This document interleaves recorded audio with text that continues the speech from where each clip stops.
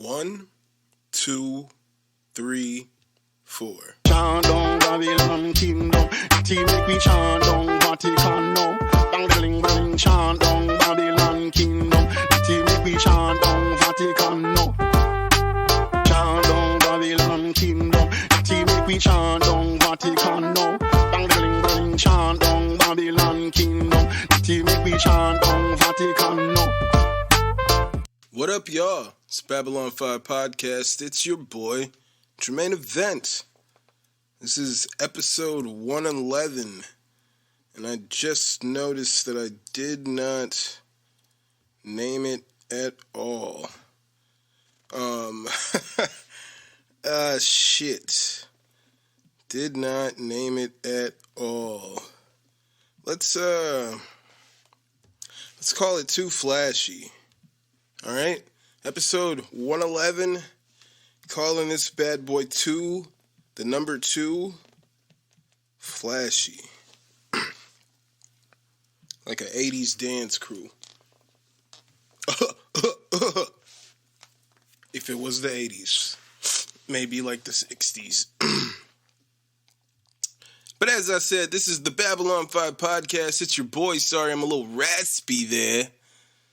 Coming off just a little raspy there.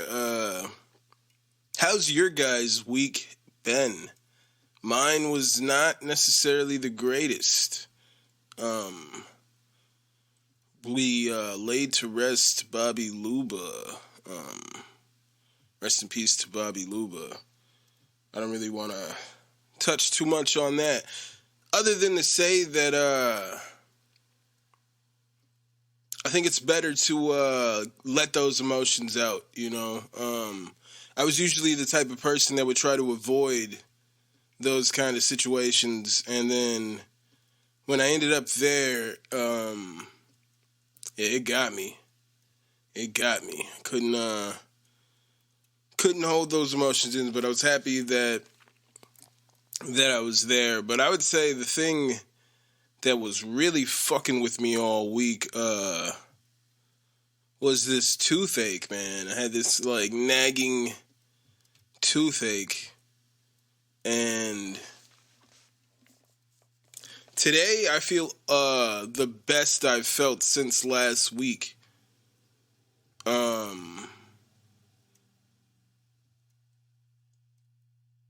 And it was like, I don't know, it's weird. It'll be like my tooth. If you've ever experienced like a toothache, you understand like this is some of the worst shit. But it'll flare up, and then all of a sudden it's just throbbing pain that's just spreading throughout my body. It feels like through my shoulders. Feels like my shoulders. Feels like just lightning bolts are shooting up from the back of my head. I don't know if this is some crazy shit. I'm dying or something. But I remember trying to walk. This is like maybe a couple months ago. I was trying to walk, and then all of a sudden, like, a toothache just, like, came on, and I was, like, so dizzy. I had to just, like, lay down right there. It was a fucking debilitating toothache. And it was kicking my ass this week, just randomly. I'm not sure what brings it on. I've been more diligent in my healthcare, I would say, my oral healthcare as an adult, much more than my youth. But that youth, I wasn't always on top of it, and I'm definitely definitely feeling it these days. Gonna have to hit up one of these dentists pretty soon. One of these days. We'll see. Or I'll just die. I don't know what's going on. But it's pretty, it makes me feel pretty morbid, as you're in it. I just try to tell myself, even how terrible this toothache pain is. There's people experiencing a lot worse pain, people who've have experienced much worse pain and fucking pushed through that. So those are the kind of things that keep me from going crazy. when that toothache pain hits, ladies and gentlemen. But today I'm feeling a lot better than I was the past few days. Honestly, I was like, I don't know what's happening. It's getting bad. And speaking about getting bad, thinking about getting bad, breaking bad, if you will. Breaking news, unfortunate. I think I spoke on it last week. John Jones was arrested at the Caesars Palace Casino and Hotel. And the reports were kind of vague on what happened. Since then, we've gotten more information on John Jones, and it says that, from what we could tell from what was released, John Jones came home. Well, he came to the hotel room after being out. Like, it was the Hall of Fame ceremony. He got inducted, and then he went out and had some drinks with some friends or whatever. And his wife and 3 daughters were back at the hotel. He comes home from the hotel, and from what is reported by the people, the fiance, John Jones's fiance, and John Jones, it was surmised that John Jones came home already drunk, and he, for whatever reason, was like already upset. That's what Jesse Moses, the fiance of John Jones, claimed, is that he came home, he was already upset, he was drunk, probably on some other shit, by the sounds of it.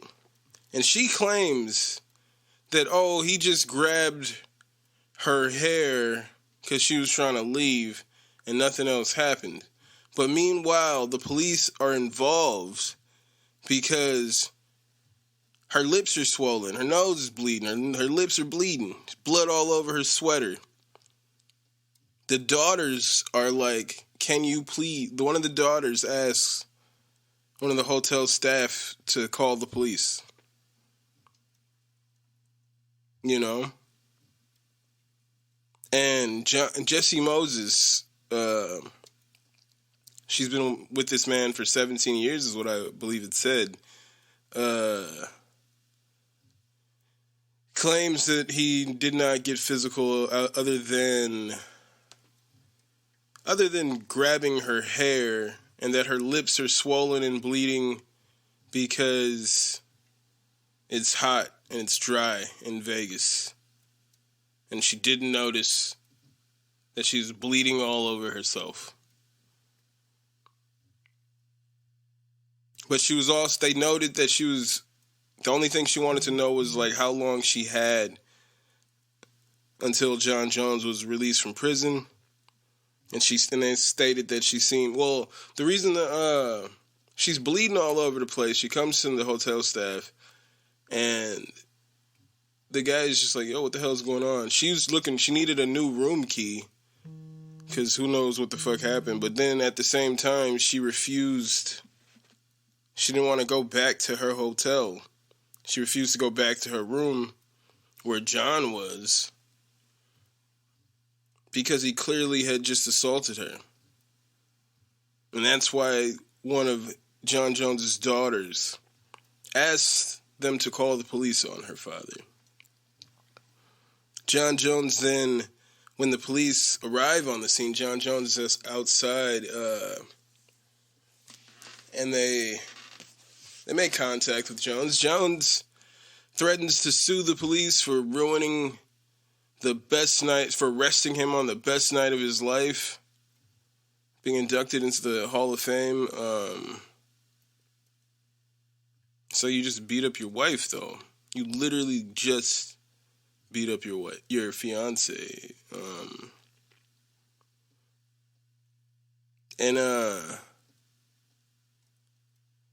They said he would go from being apologetic to irate. He started to struggle and then head-butted the police car and caused a dent that chipped the paint. And due to the damage, that's now a felony charge for Mr. John Jones. So I would surmise that he head-butted his wife or his fiance. From the stories I said, they said that he came to the hotel room drunk, angry, and said that he was going to take $10,000 and go to the strip club. And then the story says like, oh, he grabbed my hair because I was trying to leave the room. I feel like maybe he came home drunk, wilding, high on cocaine and all kinds of shit, talking about how he was going to go to the strip club. And she was just like, nah, man, like, stay home. Like you need to cut it out. And I feel like this nigga headbutted her, which caused her nose and mouth and all that shit to swell up, bleeding all over the place, and her to flee the room with her daughters. And he tried to grab her hair because she was leaving the room after he just fucking headbutted her. John in police handcuffs after he headbutts the fucking police car. He's talking about how he wishes the cops would come at him and try to fight him and they could see what they could do against him. He feels like he could take all the cops on. He's saying all kinds of wild shit.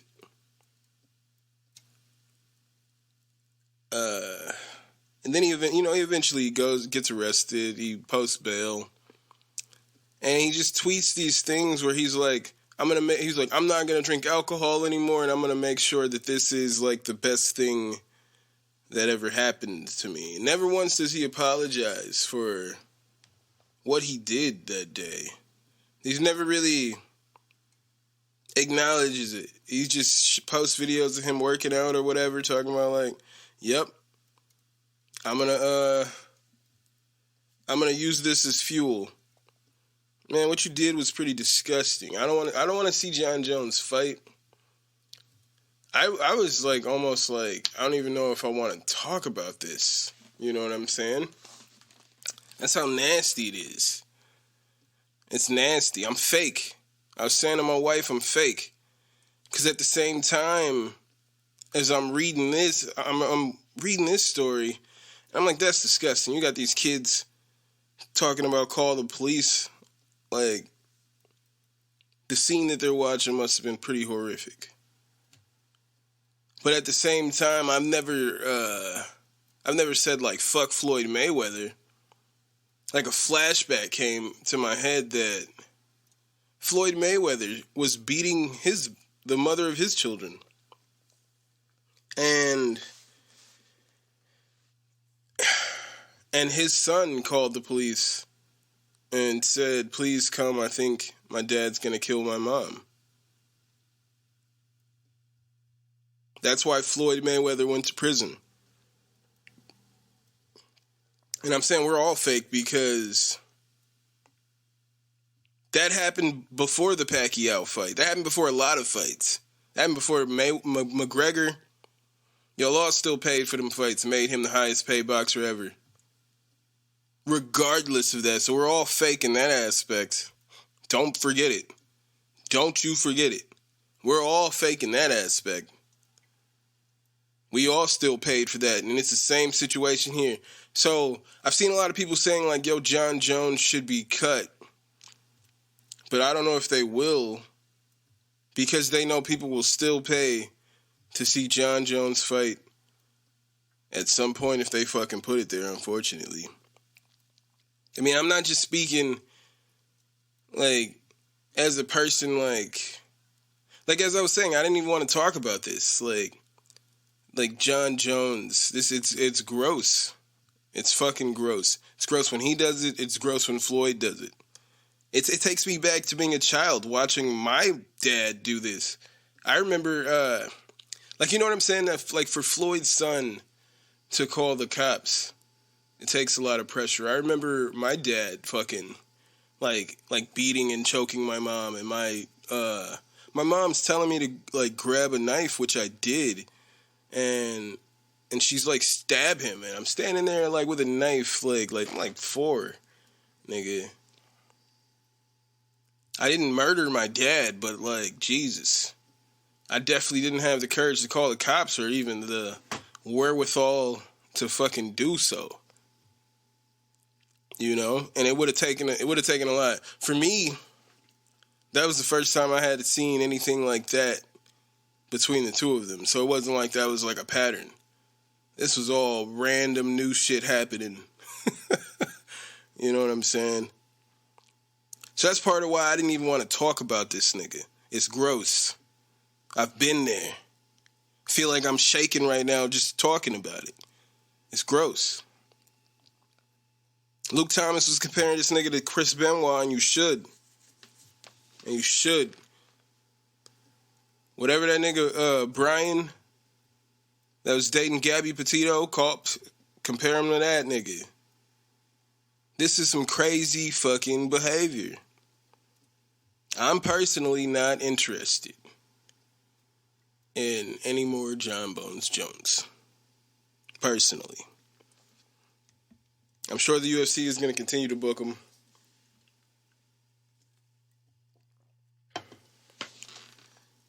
But there's just like no real, I feel like he's not going to like change from this.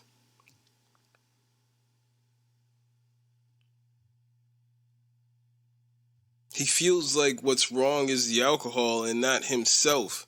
And not like the alcohol is just something that's like, that contributed to that night, but that's not the fact. That's not the problem. That contributed to that night, but that's not the problem.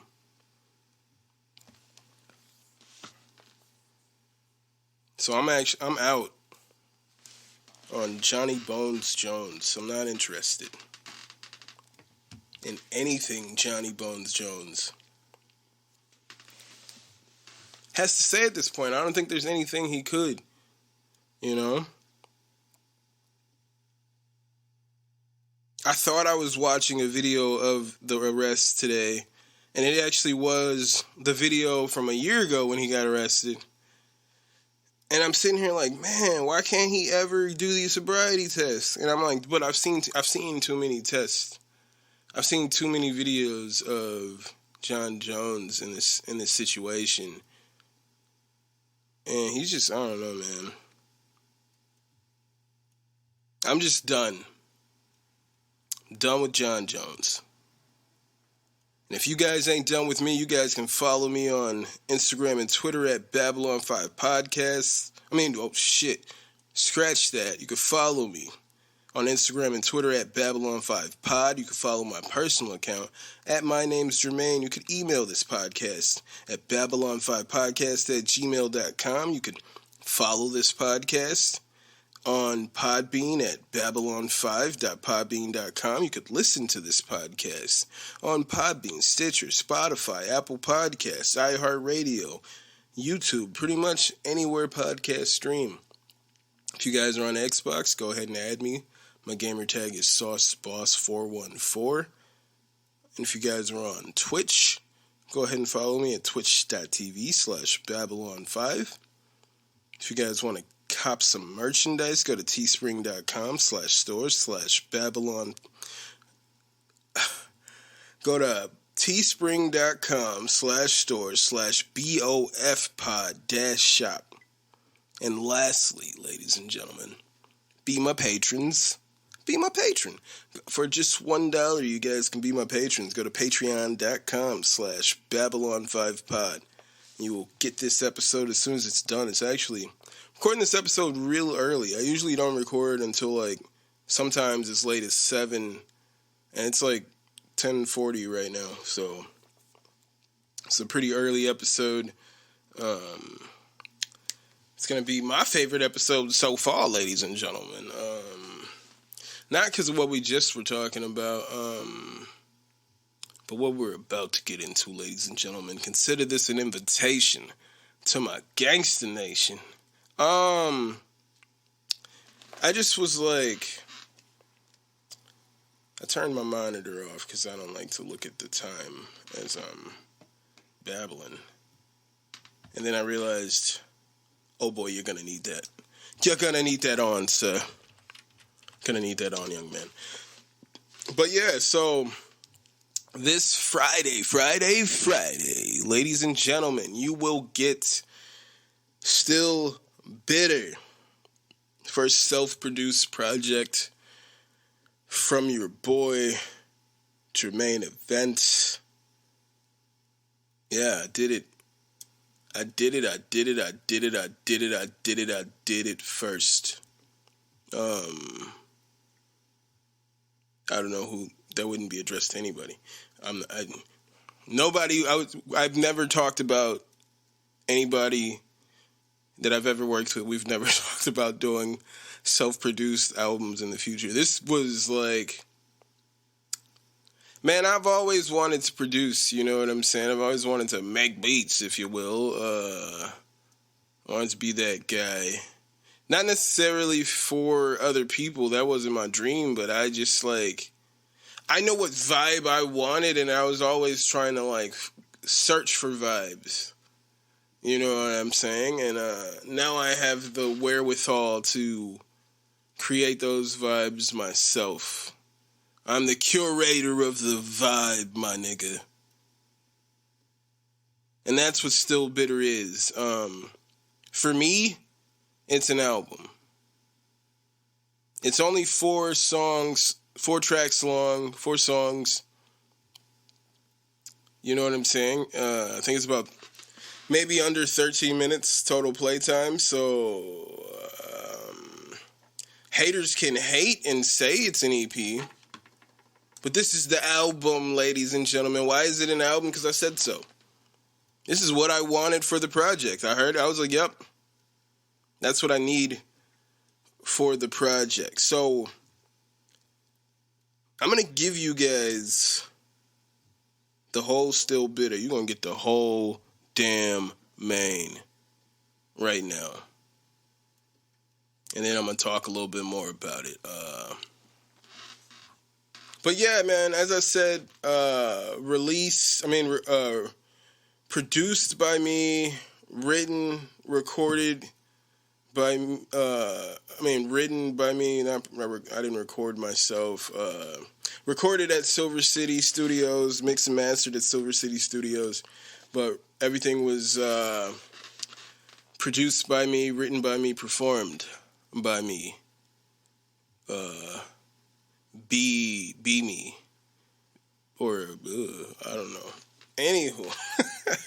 It's like FUBU was the mindset there. Anywho, so it's 4 songs long here. I'm giving you guys music because, as I told you guys last week, we're opening those floodgates with Emily Zimmer.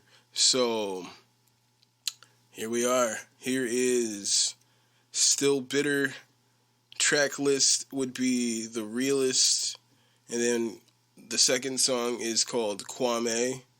The third song is called In the Cut, which features a returning Sean Smart, ladies and gentlemen. And then the final song, which is Buzz, which you could have already heard, should have already heard Kwame and Buzz. But here it is, the full Kwame, which will be available everywhere on Friday, October 8th. Still Bitter.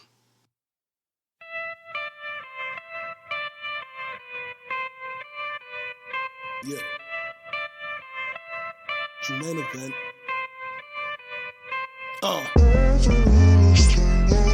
What? Yeah. Put him up. Yeah. Good. Good. Good. Good. Jermaine Event. Yeah.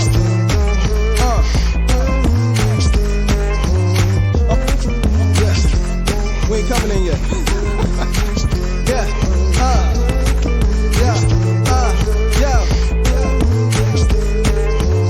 I'm on my own level. Welcome to Jermaine Event. I'm on your mind all the time. I ain't paying rent.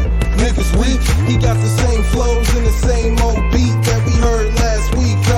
Take a chance. I bet the chance is flattered that you made a little wave with your awkward imitation, Niggas funny, nothing like Chappelle. Now I doubled up the grind. We gon' see who prevails. We gon' see who the freshest. Man, I never understood why suburban ass niggas wanna try to claim the hood when they never seen the block. Little nigga wish he could spend the day up on my block. Nah, I bet the nigga shook. Never crook nor rook. I'm a king on the board. Mr. couple shots I took, but I got a million boards. Niggas stats couldn't tell you what I bring to the court. And I ride my own wave, I don't need your damn support, nigga, what?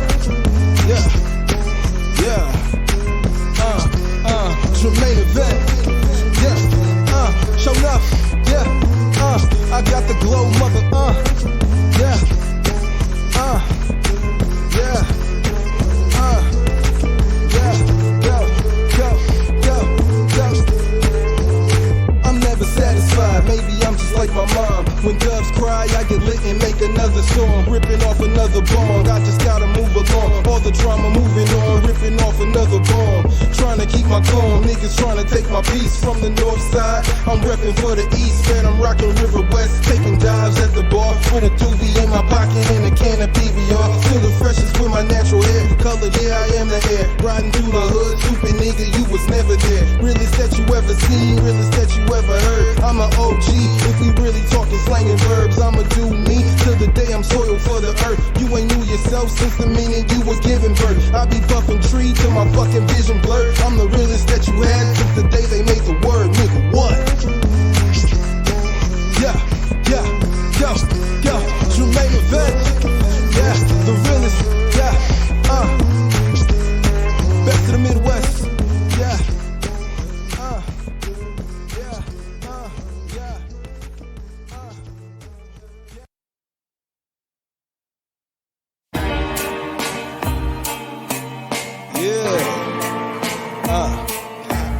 Kwame, yeah, Jermaine event. Yo, I'm colder than Schwarzenegger like back in 97. Nigga freeze, chill out and you gon' get these blessings. Follow my eyes for directions. Now I'm learning you lessons. I'm eating salads with peasants. I'm about as ashy as catches. I was always the freshest nigga to step to the mic. Ain't need no ice and no chain, just bought up hitting you right. Case level seats at the fight. I'm flying coach on the plane. Like if it really do matter, I'll probably spin the whole thing. But you don't know about Jermaine, I'm really putting you on. And now you know some different ways to go with your song. And we can all float on, I'm on my modest mouse. Can't make myself seem smaller just cause you niggas round. Look how these niggas sound, hearing how these niggas look. I've been Jermaine and you know I do it by the book. I was raised round cream, out of Milwaukee. I done slayed your king, and they still talking shit. You can say what you say, yeah, but I'm back like a bad fucking habit. Now they on the niggas. Jermaine event, Kwame, best out of Milwaukee. Niggas was just talking shit. Best of the Midwest, yeah, Kwame Brown, yeah. Now they on the niggas, yeah.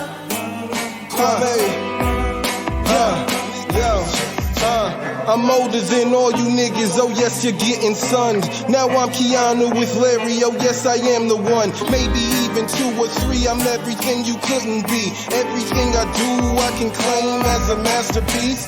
There's nothing after me, the best you ever had. Got the swag in the bag and I wouldn't call it glad, nah. Hip-hop hippopotamus, I kill more niggas year by year.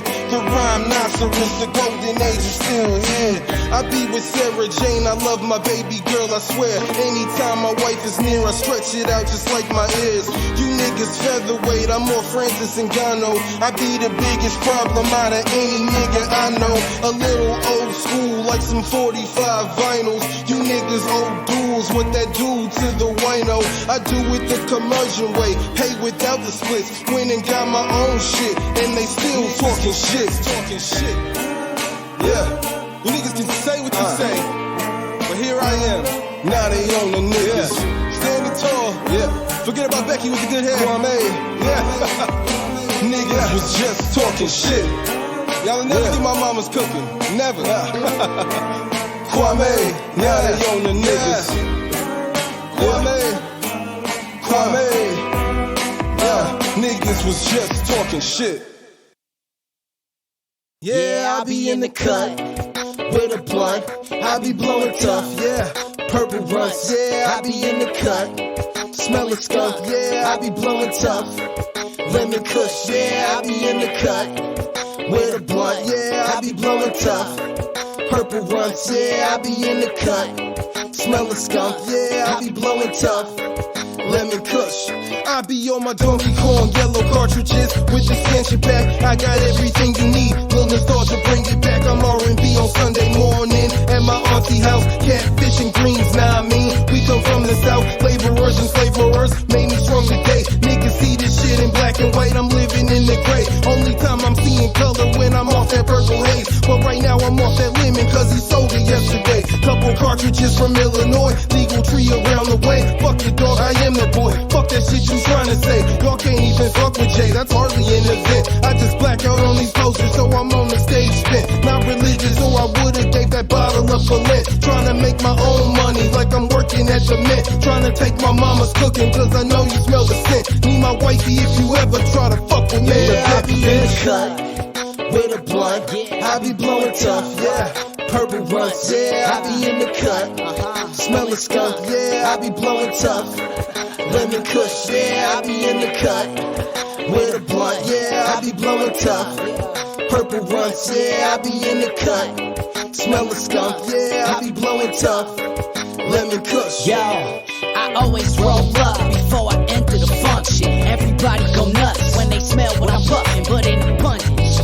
Stuffing pounds in my luggage, taking more trips to Cali since I stepped down from hustling. I know y'all ain't heard from me. I've been on my business tip.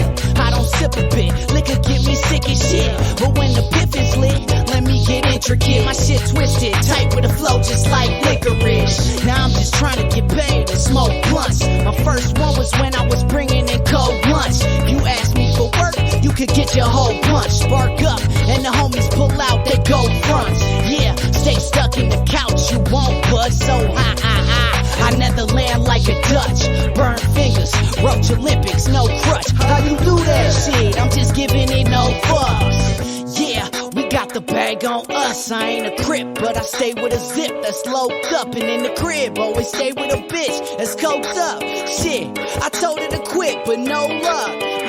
Yeah, I tried that KK like Ray J, AK-47 and that great babe, amazing. Homie brought the big bag, oh you tryna blaze, steady stacking chips on them Lays days, you dig?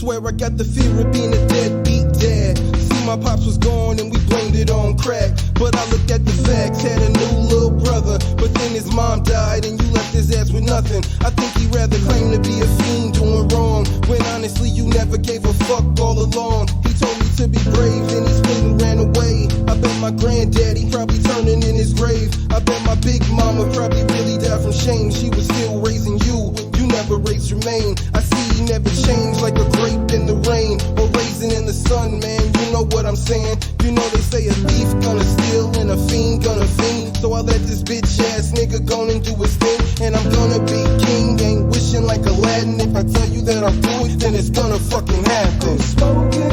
Anytime I seem to get a buzz, I reminisce about what never was. Anytime I seem to get a buzz, I reminisce about what never was.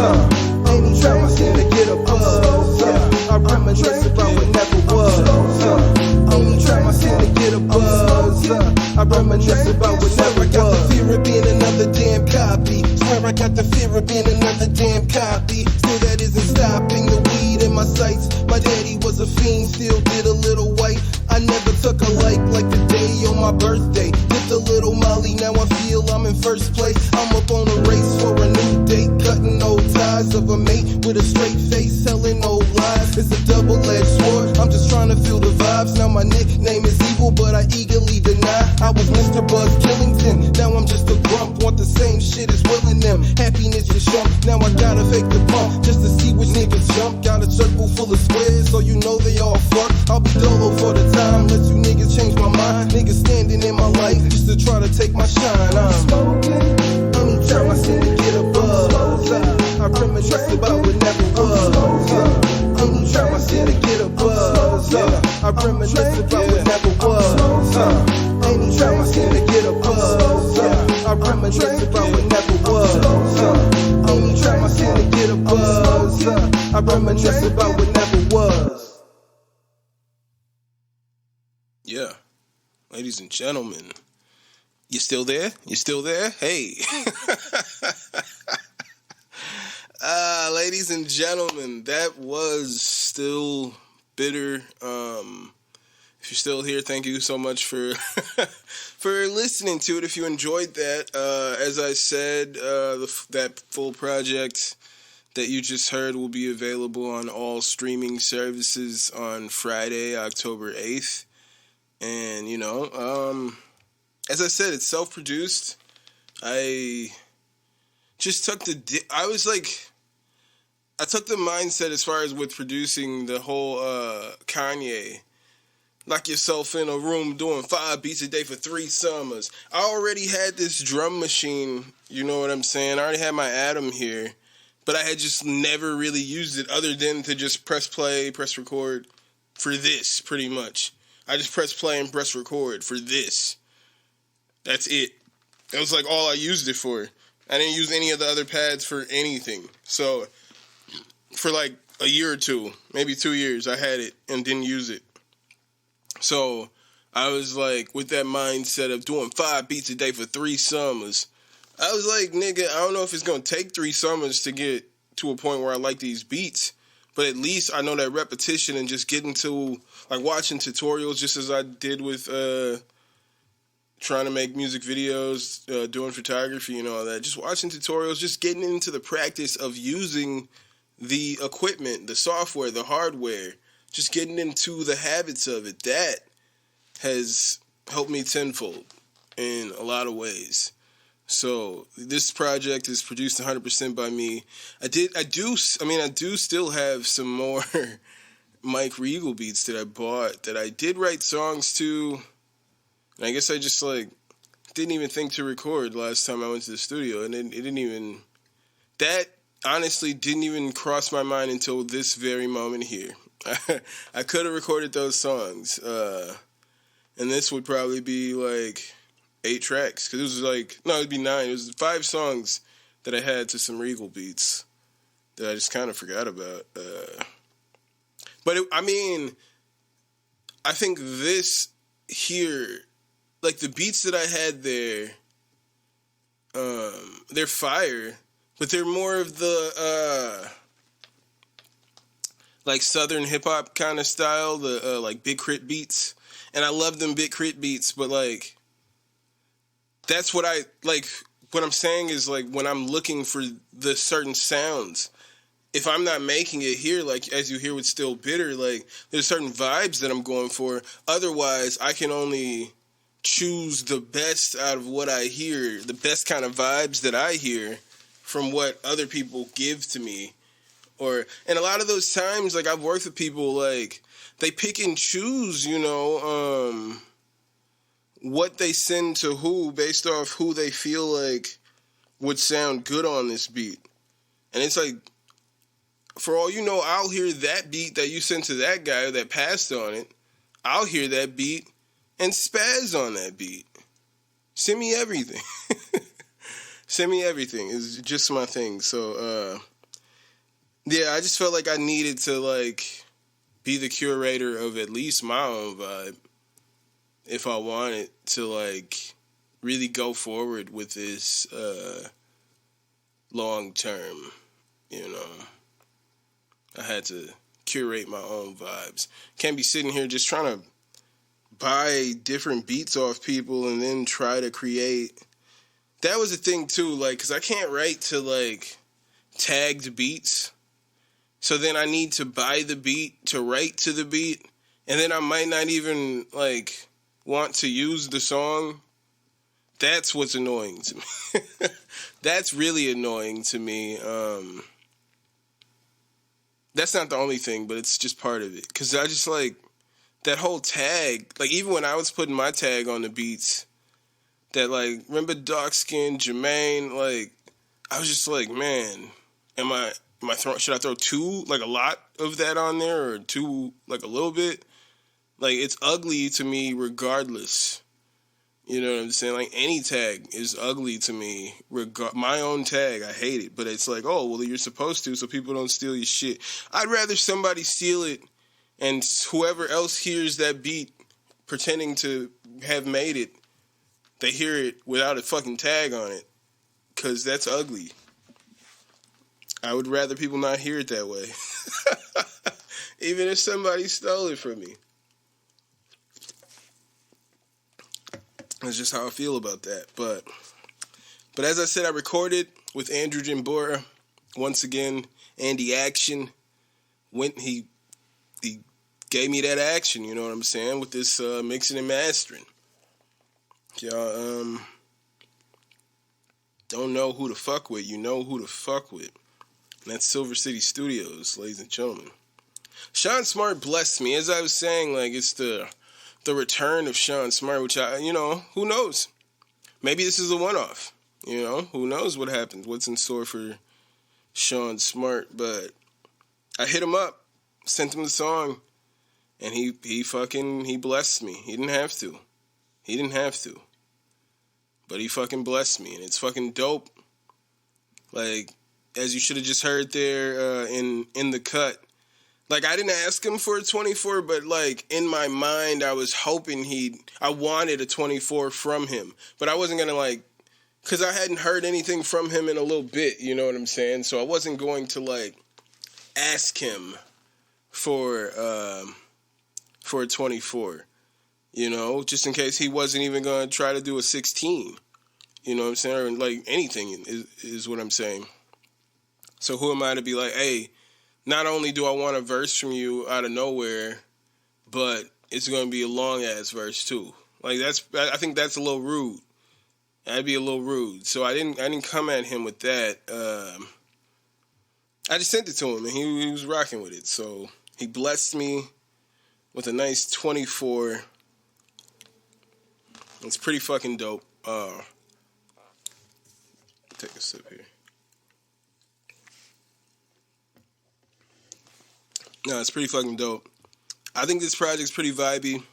You guys should have just heard it.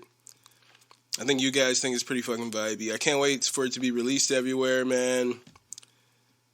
If you guys hear it, if you guys fucking with this album, let me know, man.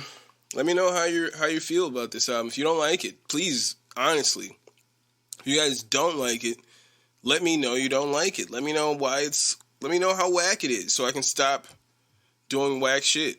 Like, so I can improve. Especially if you guys don't like that project, let me know. Say, hey, bro, that's not the one. Let your boy know. Sorry, I got something. I think I got peas. I got some peas up there, you know what I'm saying? No, I'm good. But, Still Bitter, October 8th. You heard it here first. Jermaine event. Sean Smart. Yeah, Milwaukee. We out here. I'm here. And that's just how it's going to be. This upcoming weekend, we got... I try to tell myself not to say, like, this upcoming weekend, because then when I go to put the clips up, it'll be, like, damn near, like, Thursday or Friday as I'm posting a clip of that. And it's like, man, like, I didn't need to say, like... Just talk about it. Just talk. Just talk. Just go into it, man. Just go to it so it's relevant no matter when you're posting this. Have people like, yo, when did he record that? When did he say that shit? But we got Tyson Fury versus Deontay Wilder 3. Hopefully takes place. It was rescheduled once because apparently Tyson Fury and a lot of people in his camp had COVID. So it was rescheduled. So hopefully it goes on this time without any issues. And I think Fury fucking dominates Deontay Wilder for a second time. It would be interesting if Deontay Wilder could somehow pull off the upset and beat Tyson Fury, be the first man to beat Tyson Fury, somehow pull off the upset and actually knock out Tyson Fury, that'd be hilarious. I mean, it would be interesting, you know what I'm saying? I love combat sports because of how unpredictable they are. So if if Deontay Wilder can somehow show me real boxing skill, I would love it. I'd be so shocked if he showed me real boxing skill. I thought the first fight was gonna look just like the second fight did. So there's no doubt in my mind that the third fight isn't gonna look possibly worse than the second fight. We saw what the second fight was gonna look like at the end of the first fight. And I told people, like, dog, did y'all not see how he came back? They were like, dog, he knocked him down, like, 2-3 times. And I was like, but you see after he knocked him down the last time, he got up and won the round? Did you see what happened there? And they're like, yeah, whatever, but Deontay could knock out any... And it's like, no, but did you see... Like, I don't understand if people... This is the thing right here. In boxing, when you knock someone down... Like the scoring system, right? It's usually like a 10-9 scoring system. If it's just like a even round or whatever, but fighter A did a little bit more, then he gets 10 and fighter B gets 9 points for that round. But, let's say fighter A knocked fighter B down. Didn't knock him out, but knocked him down. That's an automatic 8 points for fighter B. Fighter B is going to get 8 points, and if that round just ends out pretty even after that, then it's 10-8. But what I'm telling you is Tyson Fury was knocked down 10-8 and somehow won that round. I don't even know if that's a fact, honestly. As I'm saying it here, I'm like, dude, this doesn't sound right. This doesn't sound right at all. Doesn't even sound realistic. So, honestly, I don't know if that's real. I think he came back to possibly win the following round. I think that sounds a little more realistic. I'm a little in the clouds right here, so pardon me. But as I was saying it, I was like, dude, that doesn't sound real at all. So pardon me for that rant there. I don't feel like that's right at all. I don't feel like it's right at all, but we saw him put it on Deontay Wilder at the end of the first fight. The second fight comes, he just fucking put it on him. To the point where since that fight, Deontay Wilder has said that he believes Tyson Fury was holding an egg weight. And that's why his punches hit so hard. He said that the suit that he wore to the ring was too heavy. And he didn't have his legs under him because he was exhausted just from walking to the ring wearing the suit that he chose to wear. Then he said that his own trainer drugged him, put drugs in his water so that he'd be off. I've never seen you show any boxing skill. I've watched you get outboxed, fight after fight after fight. It's misleading that he was like undefeated. It's misleading that he was the champion. It's misleading that he's just has all these knockouts. It gives the opinion that he knew how to box. And as we saw in the second Tyson Fury fight, actually no, as we saw in every fight, as I'm saying to you, I never once picked Deontay Wilder to win any boxing match I've ever seen him in. The man has shown no boxing skill. He usually just fucking sits there with his hands down, taking punches. Is Homer Simpson the greatest heavyweight boxer of all time? Is Homer Simpson the greatest heavyweight boxer of all time? Because I just watched Deontay Wilder fucking sit there with his hands down, taking punches for rounds. It'll be like fucking 4 to 6 to 8 rounds of him just getting beat up. And it's like, oh shit, man. How he's not going to be able to take too much of this abuse, and then pow, he throws one punch and it ends the whole fight. That's some Homer Simpson shit. You just let these niggas punch themselves out, and then pow, here's that eraser. He throws one punch. I've never seen him show any real boxing skill. Never once have I picked Deontay Wilder to win a boxing match. Never once.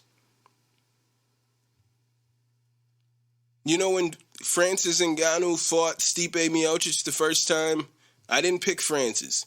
Yeah, he had knockout power, but he didn't have enough in his game for me to say that he was going to beat Stipe, who was good everywhere, and he wasn't good enough to beat Stipe. The second time around, when he was training with Kamaru Usman and apparently Daniel Cormier too, and plenty of others, when he added so much to his game, and it was like, yo, it's undeniable. This guy it looked like he's going to be too much. Like, with his power and he was wrestling, it was like, yo, he's going to be too much for Stipe. And he was way too much for Stipe. I've never once seen anything like that from Deontay Wilder. Matter of fact, I mean, we haven't had a chance. Because since he got his ass beat, we haven't seen him fight. This will be the first fight against Tyson Fury. And honestly, I don't think he should have done it. I think he should have gave up the rematch and went and fought like Ruiz.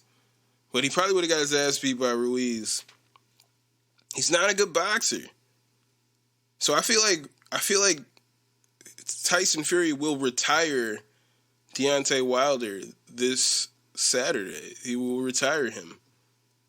He will dominate him once again. There will be no more excuses. It'll only be like the realization that, bro, you've coasted off just that lucky punch for like 40 fights. And now you're up against this giant in Tyson Fury who can actually box, who's taken that punch and came at you. He's not afraid of you. And you're moving backwards. You've shown how you don't have the footwork. You don't have proper footwork. Your feet are crossing each other, so he's like moving awkwardly. And when his feet cross, boom, he's off balance. That's when Tyson Fury hits him. He doesn't show me elite level boxing skill. And I think Tyson Fury dominates once again. And I think hopefully Wilder will retire. I mean, if he doesn't need the money, maybe keep fighting. He'll be exposed at this point, but then pick those fights wisely, those last few fights wisely. So I don't think he's going to have too many more fights after this. UFC Vegas 38 just happened. Couple fights I'm going to talk about here. We had Kevin Holland and Kyle Dawkins. Now, so going into this fight, we'll talk about how it ended in a second here, but when they had announced it, I was like, damn. I thought Kevin Holland was going to go back down to welterweight. But instead, they booked him in a fight with Kyle Dawkins at middleweight. I'm like, whatever. But then I'm looking at the size of Kyle Dawkins. I'm like, man, he's way bigger. He's a lot bigger than Kevin Holland. That's coming into the fight. I think in the weigh-ins, I think Dawkins weighed in at like 186, and I think Holland weighed in at like 183 and a half. Like, he came in light. And I'm already looking like, yo, man, that dude's like much bigger than him. And I already feel like the last few fights he had, the story was, oh man, maybe he needs to go to welterweight because maybe the size of the middleweights is just a little bit too much for him. The guys he fought were tiny compared to fucking Dawkins. And I felt like when I'm watching this fight, Dawkins is just too big for him, man. Dawkins is too big for him. And I don't think he needs to want to fight Dawkins a second time. He should move down to welterweight and move on. But what happened in this fight, in the first round, Kevin Holland and Kyle Dawkins have a clash of heads, and it knocks out Kevin Holland instantly. And the ref runs in to stop the fight, but as he signals that there needs to be a replay, he came in to stop, but as he's coming in, Kevin Holland turns around and starts defending himself. So he lets the fight go on, and Dawkins jumps on him, ground and pound, and then chokes him out. But then after a review, which I've never really seen this happen, it went on for 5 minutes. They were just out there talking, maybe longer, and looking at replays and things just about the collision. And then Dan Miragliotta comes in and he declares that it's a no contest. They take the win away from Kyle Dawkins, and they rule it a no contest because the headbutt knocked out Kevin Holland. So they're saying without that illegal blow that knocked out Holland, that the opportunity there to finish, which it wouldn't have necessarily been there in that moment without the flash knockout from the illegal headbutt. So they changed the rules, and I applaud them for that, because it's not always cut and dry, when you go in there. So I applaud Miragliotta for going in there and then reviewing it and saying nah, it's not right. Because the whole time when he jumps on Kevin and it's just come on, Kevin, you want him to stand up and get some space, because you just saw him get knocked out. That they hit heads, they showed the replay, and his eyes roll back in his head and he falls forward. And then once he hits the mat, it wakes him back up. But he was knocked out. And so as Dawkins is on him, you're fuck, come on, you just want him to get out of the round at least. But he wasn't able to get away from Dawkins, who saw that he was compromised, saw that he was knocked out. He saw, you could see in the replay, he sees his face as his, eyes roll back and he falls forward. He sees his face. He's watching his face the whole time. So he knew what it was, But shout out to Miragliotta, because I think that was the right move. But I think Kevin Holland should move down to welterweight and leave this fucking middleweight game alone for a little bit at least. It's just they're too big up there. They're just too big for him. Keep training that wrestling, but then go try it out on welterweights. They're too big for you, too strong. Just imagine if he was doing that against smaller guys with the defense, and if he's actually got some offensive wrestling, I think he could be a real problem at welterweight, as he's shown, but I don't know. As I said last week about the main event, Thiago Santos versus Johnny Walker, I was there's no way this fight is going the distance. And I said, well, usually when we say that about a fight, that means that fight is going the distance, and this fight went the distance, ladies and gentlemen. Everybody thought, yep, it's not going past the first round. Because Johnny Walker for throwing flying knees. He's doing shit with reckless abandon. And we're either he's going to put himself in bad position, or Maheta, who likes to rush forward with a blitz, throwing punches. We knew that either one of those guys was going to blitz forward and leave themselves open to be knocked out by the other one. Neither one did it really. Or at least, I would say Maheta, Thiago Santos, he did blitz forward, but Johnny Walker seemed pretty hesitant to counter. He was just in there point fighting. It wasn't the same Johnny Walker. He was in there training his corner, apparently. He trains out in Ireland with Conor McGregor. All right? He trains with SBG. He's got John Kavanagh, who's telling him that he's winning the fight heading into the fifth, and that he doesn't need to do anything to like win anything like crazy to win the fight. He's like, just go in there and just touch him up. Just do what you've been doing. And meanwhile, Thiago Santos is coming in there with urgency. He lands like a couple big punches and like a big head kick and steals the round. Meanwhile, Kavanaugh is telling Walker, like, oh, you got this. Just go in there and touch him. It's pretty weird. And I was seeing the Weasel talk about it. He was saying, like, it seems like Kavanaugh is just like a yes man to people. Like, even to, because they was pointing out to, like, even with Conor, he would tell Conor, like, oh, well, you won that round. You did fantastic in that round. Even after, like, rounds where he was clearly dominated, he would tell Conor, like, yo, you did great in that round. That was fantastic. So maybe that's what it is. Maybe that's the problem. I've always felt like Conor should leave and go train with like a Trevor Whitman or something like that. But at this point, he's got too many enemies out there. But I always felt like he should leave that camp and go elsewhere. I feel like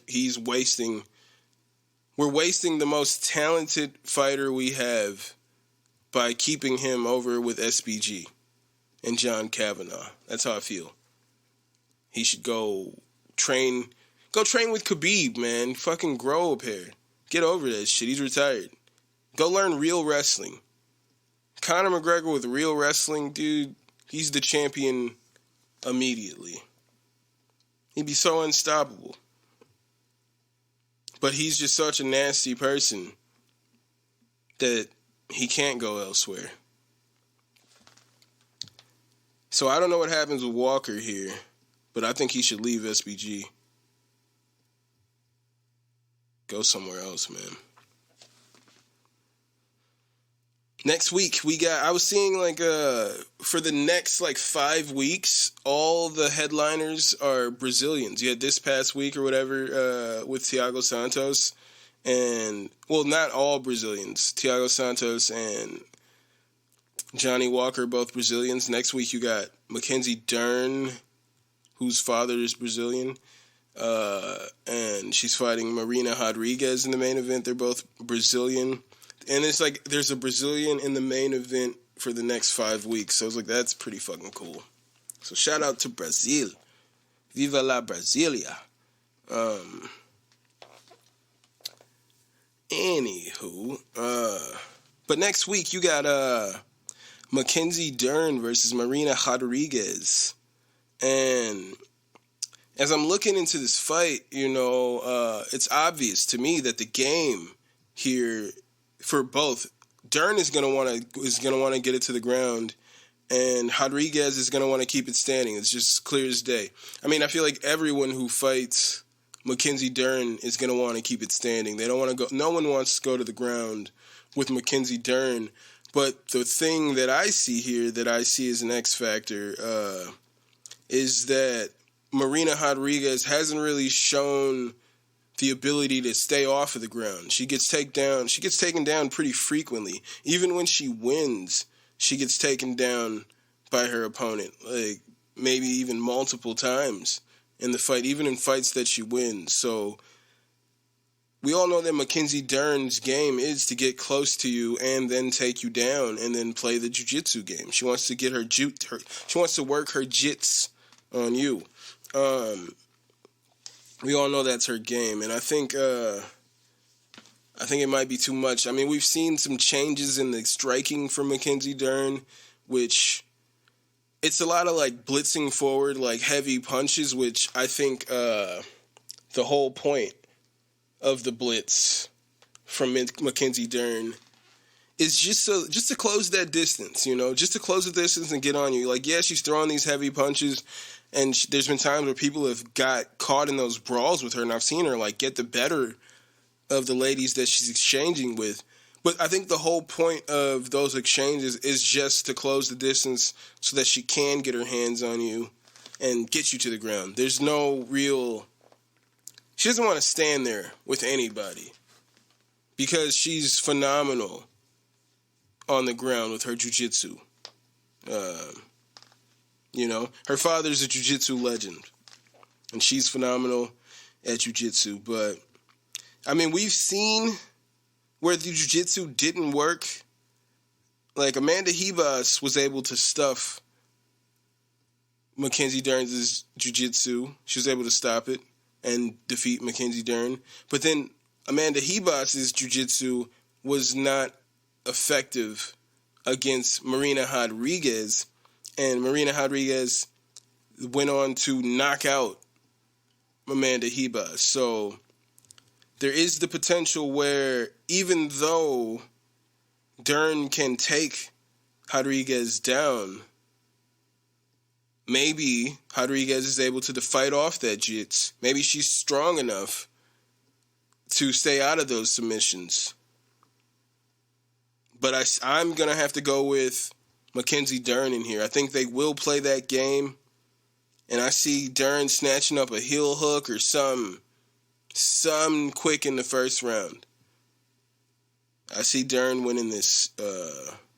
That's my pick. Another fight I wanted to talk about is Sabina Mazo versus Maria Agapova. Agapova looked good when she fought Hannah Seifers, and most fighters actually look really good against Hannah Seifers, unfortunately. I was actually a big fan of Hannah Seifers. I liked her style, but then it was just like she'd be doing well and then just like make like dumb mistakes. It's like, why would you go there? Move. I remember when she fought Dern, and it's like, get out of there, just get away.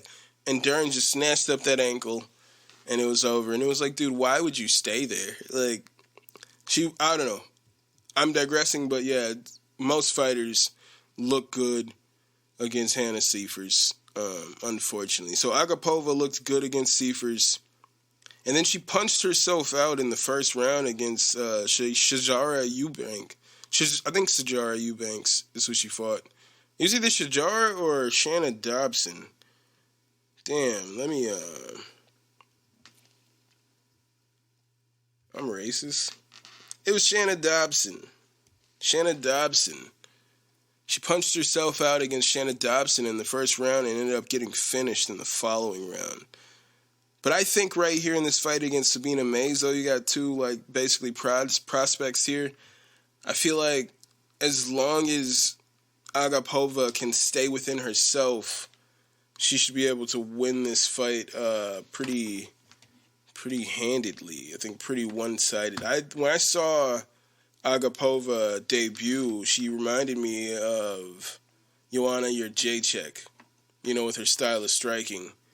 When she fought Hannah Seifers. But as I'm saying, everybody who's fought Hannah Seifers has looked good against Hannah Seifers. So take that with a grain of salt, and you can take this and put it in your social medias. If you want to follow this podcast on Instagram and Twitter, it's at Babylon5Pod. You can follow my personal account at My Name's Jermaine. You can email this podcast at Babylon5podcast@gmail.com.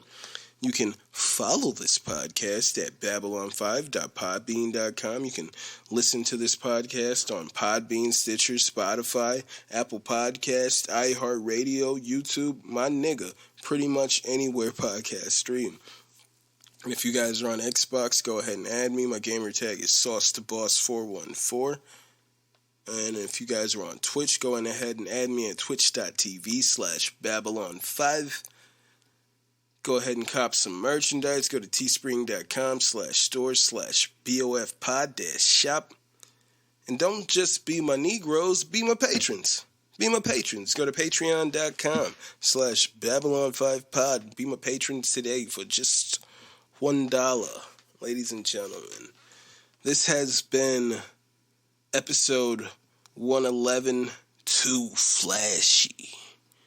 I called it Too Flashy because Johnny Walker, when he walked out with Michelle Pereira. Them niggas was dancing on the way to the octagon in typical Michelle Pereira fashion. It's just hilarious. Them two niggas is like best friends or whatever they were saying. They hang out. They're just the goofiest niggas. And I was thinking about it. Them niggas fucking apparently train probably with Conor McGregor. Like, if Walker's coming out with John Kavanagh training at SBG in Ireland, and just the fact that Pereira is walking out in the corner with him, that I think in my mind that tells me that he trains there too. Maybe not. I could be wrong there. But that in my mind, I'm like, it's too flashy of a fucking camp there, and everybody needs to disperse immediately. Disperse immediately. All right?